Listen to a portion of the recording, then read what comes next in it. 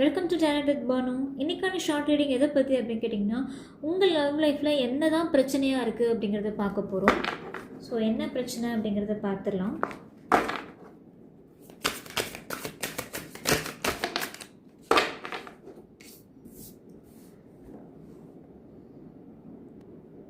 So நீங்கள் ரொம்ப இந்த ரிலேஷன்ஷிப்பில் அவசரப்படுறீங்களோ அப்படின்னு எனக்கு தோணுது. பிகாஸ் நீங்கள் இப்போ தான் பார்த்துருப்பீங்க, கொஞ்ச காலமாக தான் இந்த பர்சனை நீங்கள் பார்த்துருப்பீங்க. அதுக்குள்ளே அவசரப்பட்டு இந்த பர்சனுக்கு ப்ரப்போஸ் பண்ணியிருப்பீங்க, இல்லை ப்ரப்போஸ் பண்ணுங்கிற எண்ணம் இருக்கலாம், இல்லை அடுத்தடுத்து மேரேஜ்க்கான எண்ணம் இருக்கலாம்.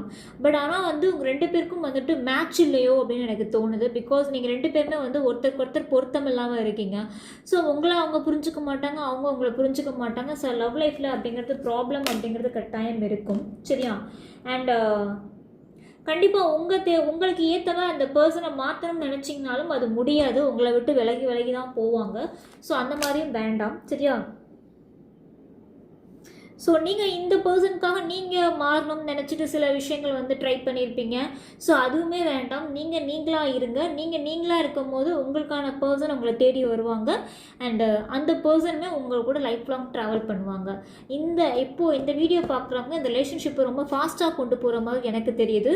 So please pause and reflect on relationship. எது நல்லது கெட்டது, இந்த பர்சன் எனக்கு நிஜமாகவே லைஃப் லாங் பொருத்தமாக இருப்பாங்களா இல்லையாங்கிறத ரிஃப்ளெக்ட் பண்ணுங்கள். ஓகேவா?